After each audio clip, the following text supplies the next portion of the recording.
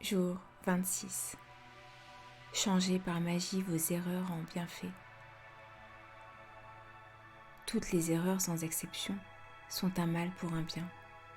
Le procédé magique d'aujourd'hui vous le prouvera, car vous êtes sur le point de découvrir qu'un bienfait se cache derrière toute erreur. Un enfant fait de nombreuses erreurs en apprenant à rouler à bicyclette ou à écrire. Et nous ne posons pas de questions parce que nous savons qu'il tirera un enseignement de ses erreurs et qu'il finira par maîtriser ce qu'il essaie d'apprendre. Alors, pourquoi les adultes sont-ils si intransigeants avec eux-mêmes lorsqu'ils commettent une erreur? La règle qui s'applique aux enfants s'applique également à vous. Nous faisons tous des erreurs.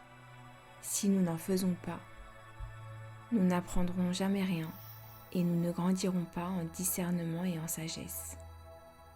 Nous sommes libres de faire nos propres choix, ce qui signifie que nous avons la liberté de faire des erreurs.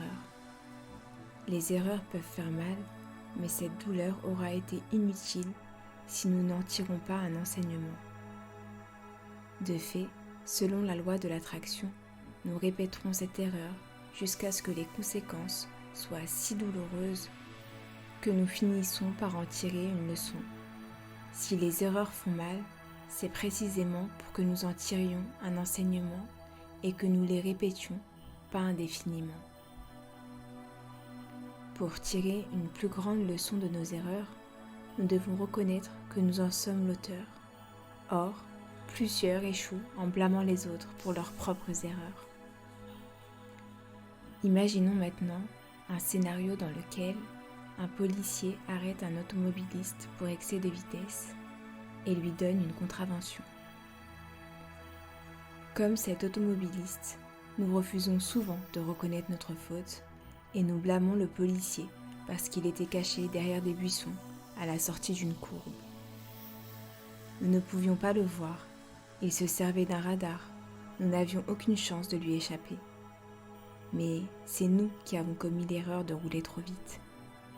Le problème lorsque nous blâmons les autres pour nos erreurs, c'est que nous en subissons quand même les conséquences et en souffrons, mais sans en tirer de leçons. Et voilà, selon la loi de l'attraction, nous ferons la même erreur encore et encore. Vous êtes un être humain, vous ferez des erreurs, et c'est ce qu'il y a de plus merveilleux dans la nature humaine. Mais vous devez apprendre de vos erreurs, sinon votre vie sera caractérisée par beaucoup de douleurs inutiles. Comment peut-on tirer un enseignement de nos erreurs? En éprouvant de la gratitude. Peu importe la situation, il y a toujours de nombreuses occasions d'éprouver de la gratitude. Le fait de chercher en quoi une erreur peut vous inspirer une gratitude sincère peut transformer cette erreur en bienfait, comme par magie. Les erreurs attirent davantage d'erreurs et les bienfaits attirent davantage de bienfaits. Qu'est-ce que vous préférez? Aujourd'hui, pensez à une erreur commise dans votre vie. Sa gravité importe peu, mais retenez-en une qui vous fait encore mal lorsque vous y pensez.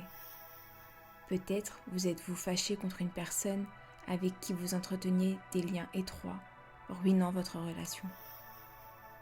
Peut-être aviez-vous une confiance aveugle en quelqu'un et vous êtes-vous brûlé les ailes. Peut-être avez-vous menti uniquement pour protéger quelqu'un et vous êtes-vous ainsi mis dans une situation embarrassante. Peut-être avez-vous lésiné sur la qualité lors de l'achat d'un article et cela vous a finalement coûté très cher. Peut-être pensiez-vous prendre la bonne décision dans une situation donnée et vous êtes-vous trompé du tout au tout. Une fois que vous aurez retenu une erreur que vous souhaitez transformer en bienfait comme par magie, cherchez-y les éléments envers lesquels éprouver de la gratitude. Vous trouverez utile de vous poser les 2 questions suivantes. Quelle leçon ai-je tirée de cette erreur? Quelles bonnes choses ont découlé de cette erreur?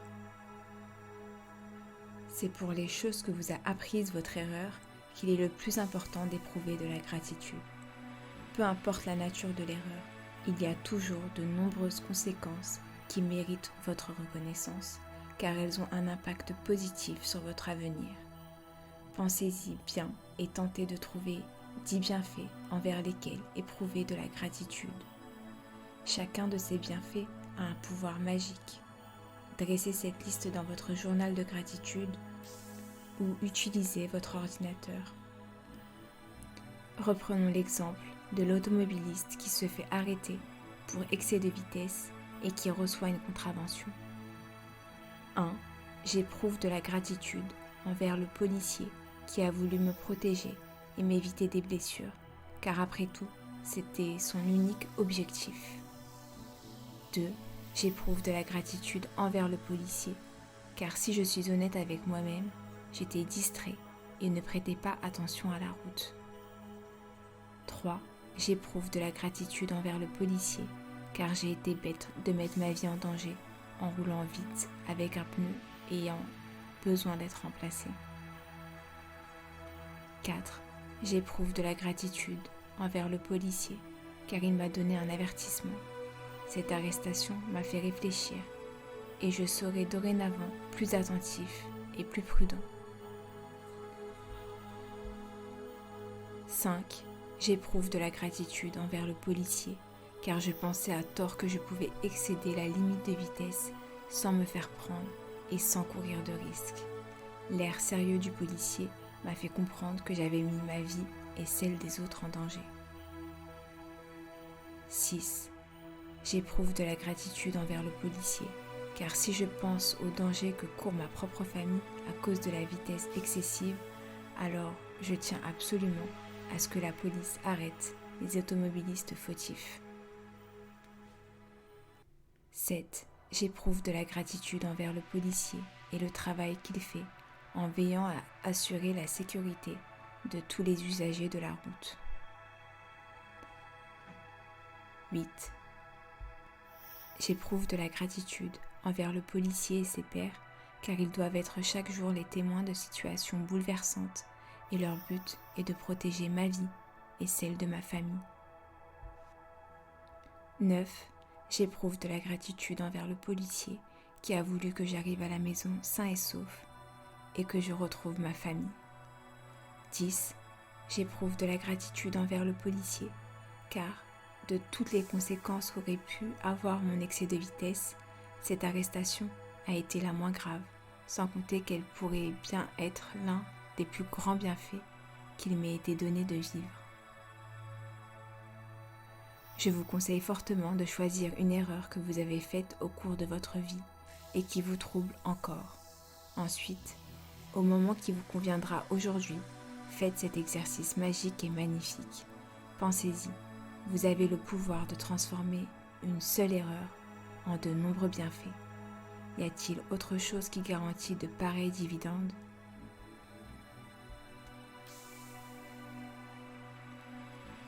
Procédé magique numéro 26. Changez par magie vos erreurs en bienfaits. 1. Appréciez votre bonne fortune. Dressez la liste de 10 bienfaits dont vous jouissez dans la vie. Écrivez pourquoi vous êtes reconnaissant. Relisez votre liste et dites 3 fois merci en éprouvant avec le plus d'intensité possible la gratitude que votre bonne fortune vous inspire. 2. Choisissez une erreur que vous avez commise au cours de votre vie. 3. En pensant à ses conséquences, trouvez 10 bienfaits envers lesquels éprouver de la gratitude et mettez-les par écrit. 4. Vous trouverez utile de vous poser les 2 questions suivantes. Quelle leçon ai-je tirée de cette erreur et quelles bonnes choses ont découlé de cette erreur? 5. Avant d'aller au lit, tenez votre caillou magique dans une main et dites le mot magique « merci » en pensant à ce qui vous est arrivé de mieux aujourd'hui.